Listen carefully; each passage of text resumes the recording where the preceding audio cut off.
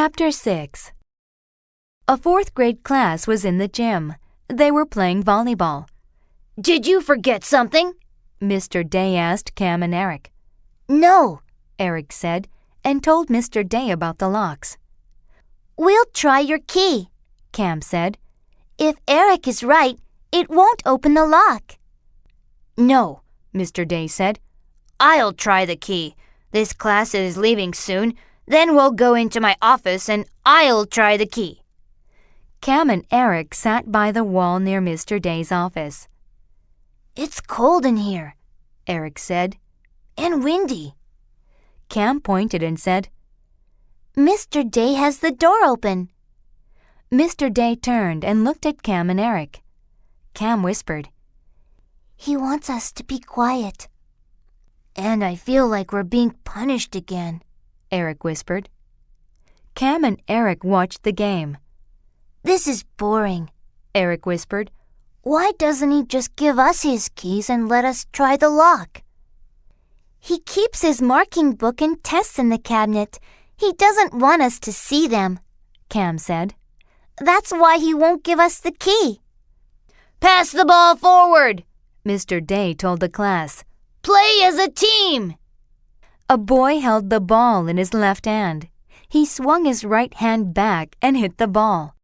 It flew into the back of the head of the girl in front of him. "Hey!" she yelled. "That hurt!" "Hit the ball up," Mr. Day told the boy. "Hit it over the net." This time the boy hit the ball too high over the net. It went straight up and hit the ceiling. "He's worse than I am," Eric whispered. "Okay," Mr. Day called out. "That's it. It's time to line up." After the class left the gym, Mr. Day came over to Cam and Eric. "Let's try my key," he said. "The key won't fit," Eric said. "Then all we have to do is find out whose lock is on the cabinet. Once we find him, we'll have the thief." Mr. Day unlocked the door to his office. When he opened it, a gust of wind blew papers off Mr. Day's desk. Cam and Eric took some of the papers from the floor and put them on Mr. Day's desk. "Leave them," Mr. Day said.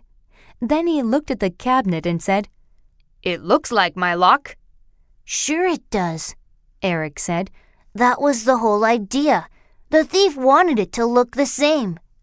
Mr. Day put the key in the padlock. He turned the key. It opened the lock. "I thought I solved the mystery," Eric said. "Well, you didn't," Mr. Day said. "I still don't have my trophy." Mr. Day took a pile of papers from a lower shelf of the cabinet. "What are those?" Eric asked. "Tests," Mr. Day told him. "These are tests on the rules of volleyball. I'm giving them next week." "The thief left the tests," Eric said. "That proves he wasn't a student." "No, it doesn't," Cam said. "He could have taken one copy of the test and left the rest." Mr. Day looked at the pile of tests. "Oh my, that's true," Mr. Day said. "I'll have to make new tests." Cam, Eric, and Mr. Day stared at the cabinet. "It's not just the trophy," Mr. Day said. "It seems someone has a key to my office and to my cabinet. Now nothing I have in here is safe." "I think you should get a new lock," Cam said. Mr. Day unlocked the bottom drawer of his desk. "I think you're right," he said. "But until then, I'm putting everything in here." Mr. Day took a lunch bag and a thermos from the drawer. He put the tests in. Cam and Eric took the 2 trophies still in the cabinet. They gave them to Mr. Day. He put them in the drawer, too. There were still some books and papers in the cabinet. "You can leave those," Mr. Day said. "They're not valuable. And anyway, there's no more room in here." Mr. Day locked the drawer. "What do we do now?" Eric asked. "The painters took my posters off the walls," Mr. Day said. "You can help me put them back up." There was a pile of posters on the floor. The top one was a picture of 2 Olympic champions and the message, "Eat right, play fair, be a champion." Cam and Eric helped Mr. Day tape that poster and several others to the wall. "Thank you," Mr. Day said. "My office looks better now." Cam looked at the walls. The posters looked great. Very little of the newly painted yellow walls was showing. Cam looked at the cabinet. She looked through the glass doors. "Look at that," Cam said. "I should have thought of it before. Look through the glass doors, and you'll know how the thief took the trophy. You'll know why after he took it, the cabinet was still locked."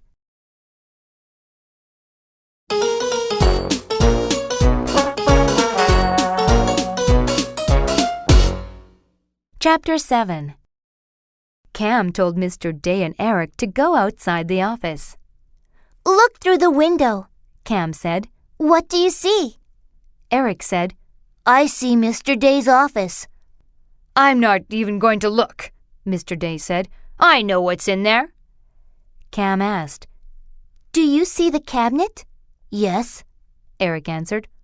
"Look through the cabinet doors," Cam told Eric. "What color are their walls?" "Yellow," Eric said. "I can see the walls through the glass doors on the cabinet." "Yes," Cam said. "That's what I saw when I looked in. I saw the walls because there's no back to the cabinet. It's open." "So what?" Mr. Day asked. "It's always been open. No one can get into the cabinet from the back because it's always against the wall." "Not always," Cam said. "It wasn't against the wall when the office was painted." "That's when the trophy was taken," Eric said. "The cabinet was away from the wall." "And the painters left the door open," Mr. Day added. "They wanted fresh air in the office to help the paint dry and to get rid of the smell." A first-grade teacher followed by his class came into the gym. The children were talking and laughing. Mr. Day turned and looked at them. The talking and laughing stopped. Mr. Day told Cam and Eric, "I have to teach now, and you should get back to your class." Cam and Eric left the gym. "We solved part of the mystery," Eric said. "We know how the trophy was taken." "But we don't know who took it," Cam said. Cam and Eric walked into their classroom. The children had their math textbooks and notebooks open. They were working quietly. Miss Benson asked Cam and Eric to come to her desk. "What happened?" she whispered. "Did you find the trophy?" Cam and Eric told Miss Benson everything. Then they sat in their seats. There was a math assignment on the board, problems 1 to 20, beginning on page 54. Cam opened her book. Cam read the first problem.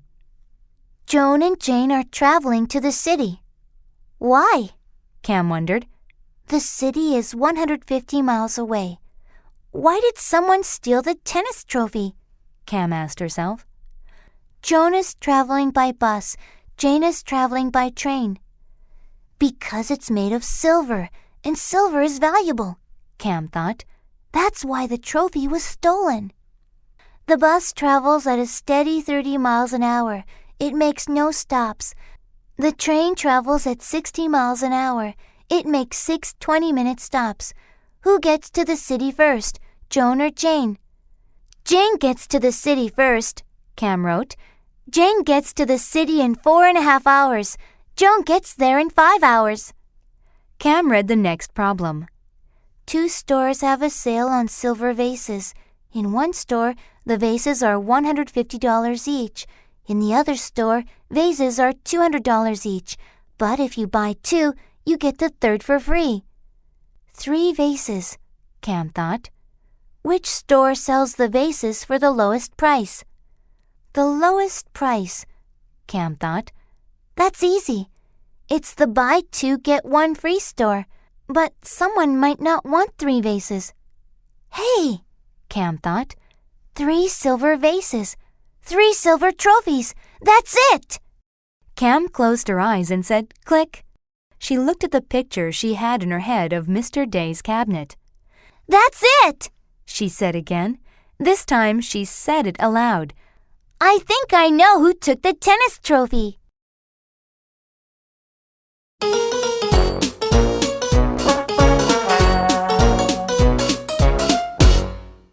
Chapter 8. "What's it?" Eric asked. "The 3 vases," Cam answered. "That gave me the solution." "That's an easy one," Eric said. "The vases are cheaper in the buy 2 get 1 free store, but who wants 3 vases? Who has that many flowers?" "I'm not talking about vases," Cam told Eric. "I'm talking about Mr. Day's trophies." Miss Benson had walked to the back of the room. She stood by Cam's desk. "Why aren't you working?" she asked Cam. Miss Benson turned and looked at Eric. "Neither of you has done much work today." "She solved the mystery," Eric said. "Cam knows who took the trophy." "It's the 3 vases that gave me the answer," Cam said.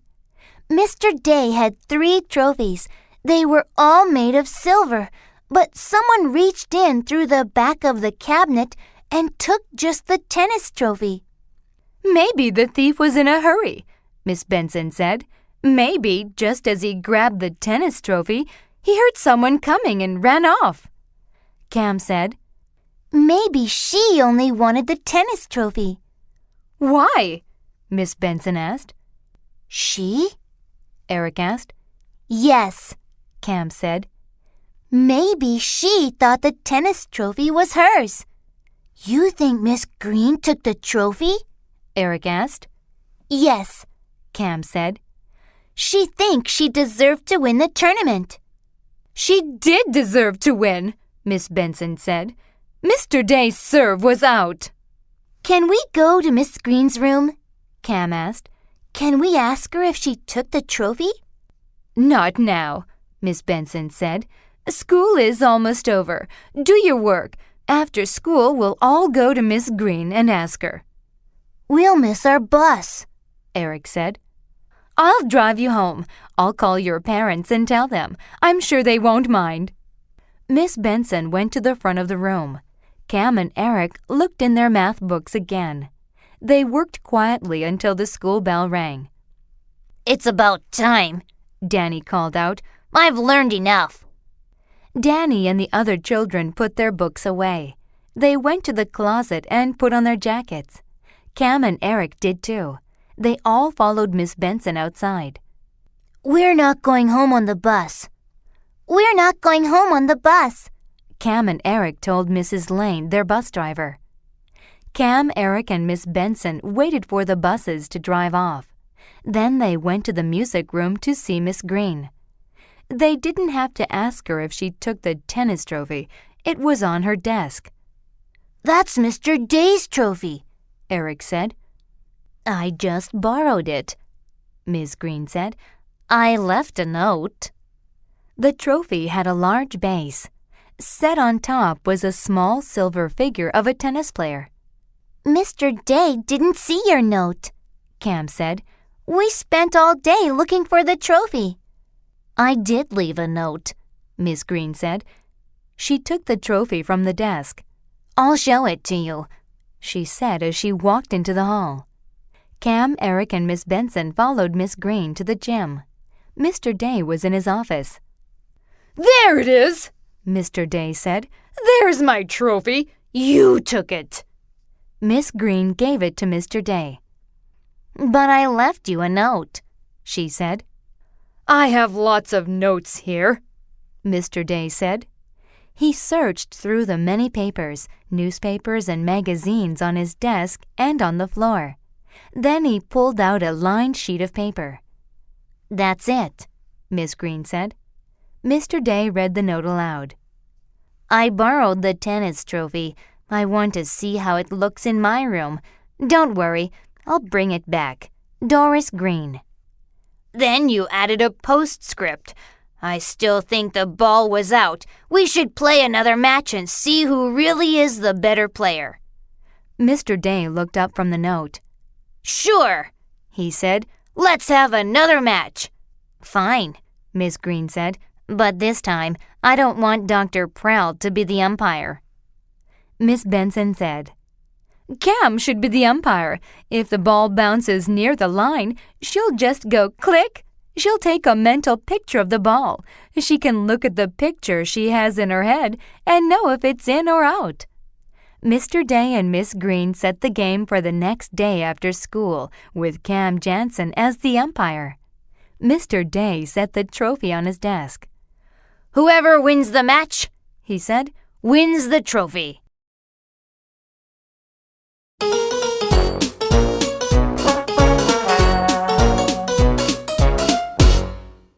Chapter 9. The next afternoon, a large crowd of teachers, parents, and children sat on the benches beside the school tennis court. Dr. Prell, the principal, was there.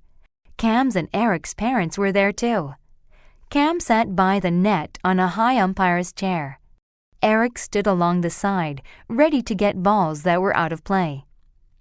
Cam tossed a coin to see who would serve first. Miss Green won the toss. Cam watched the game closely. Each time the ball bounced close to the line, Cam called it in or out. She also said click. When Mr. Day or Miss Green complained that she made the wrong call, Cam said click again. She looked at the picture she had in her head. There were no arguments. Mr. Day and Miss Green agreed that Cam was a great umpire. I won't argue with a camera, Miss Green said, even a mental camera. It was a close match. Both Mr. Day and Miss Green were good players. When the match ended, they smiled and shook hands. They looked forward to the next time they would play tennis and the next teacher's tournament.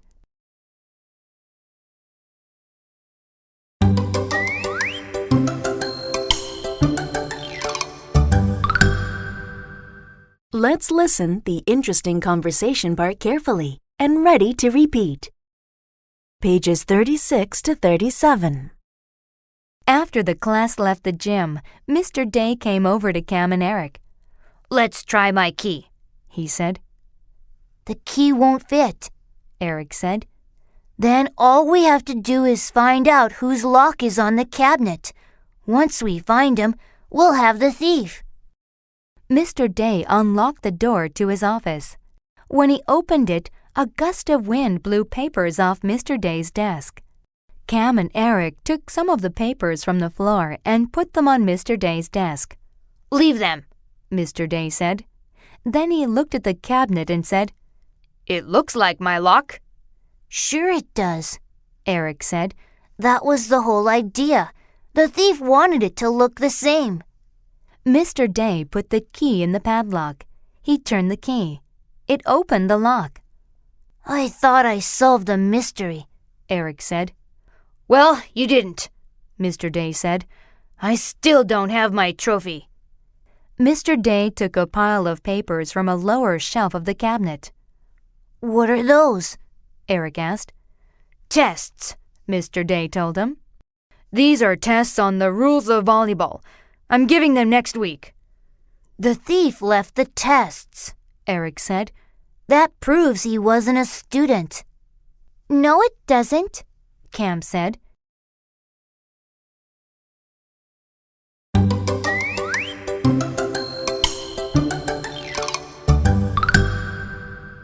Let's listen to the part again and repeat loudly. After the class left the gym,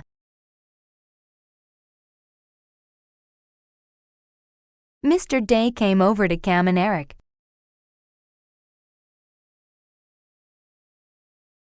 Let's try my key, he said.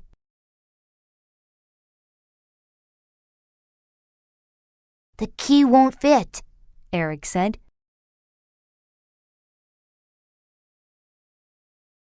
Then all we have to do is find out whose lock is on the cabinet.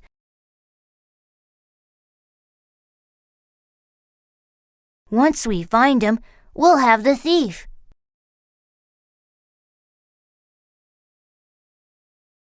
Mr. Day unlocked the door to his office.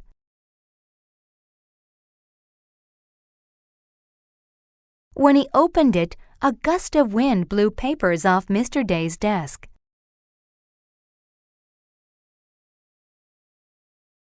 Cam and Eric took some of the papers from the floor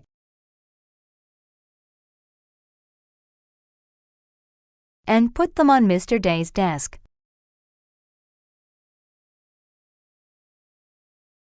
Leave them, Mr. Day said.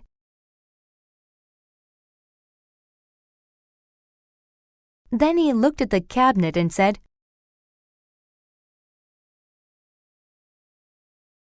It looks like my lock.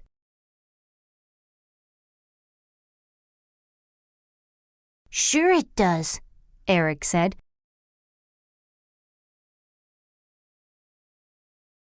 That was the whole idea.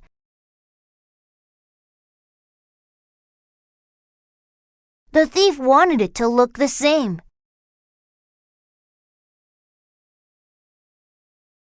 Mr. Day put the key in the padlock.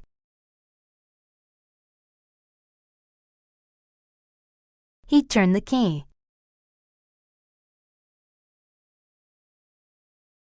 It opened the lock.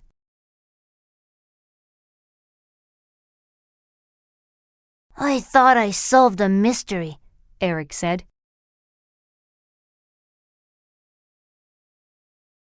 Well, you didn't, Mr. Day said.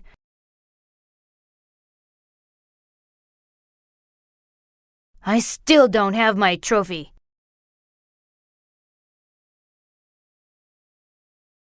Mr. Day took a pile of papers from a lower shelf of the cabinet.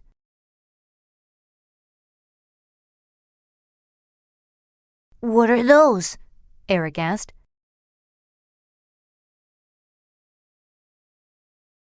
Tests, Mr. Day told him.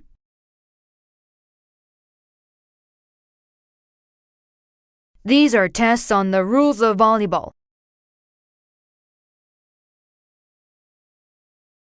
I'm giving them next week.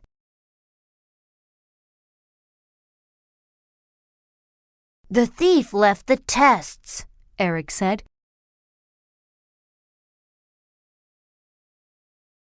That proves he wasn't a student.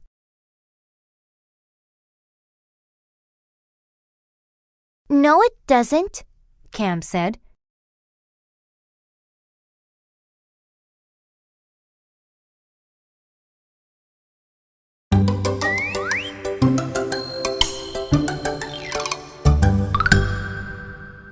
Now it's shadow reading time.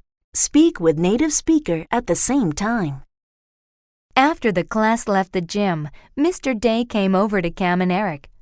Let's try my key, he said. The key won't fit, Eric said. Then all we have to do is find out whose lock is on the cabinet. Once we find him, we'll have the thief. Mr. Day unlocked the door to his office. When he opened it, a gust of wind blew papers off Mr. Day's desk. Cam and Eric took some of the papers from the floor and put them on Mr. Day's desk. Leave them, Mr. Day said. Then he looked at the cabinet and said, It looks like my lock. Sure it does, Eric said. That was the whole idea. The thief wanted it to look the same. Mr. Day put the key in the padlock. He turned the key. It opened the lock. I thought I solved the mystery, Eric said. Well, you didn't, Mr. Day said. I still don't have my trophy. Mr. Day took a pile of papers from a lower shelf of the cabinet. What are those? Eric asked. Tests, Mr. Day told him. These are tests on the rules of volleyball. I'm giving them next week. The thief left the tests, Eric said. That proves he wasn't a student. No, it doesn't, Cam said.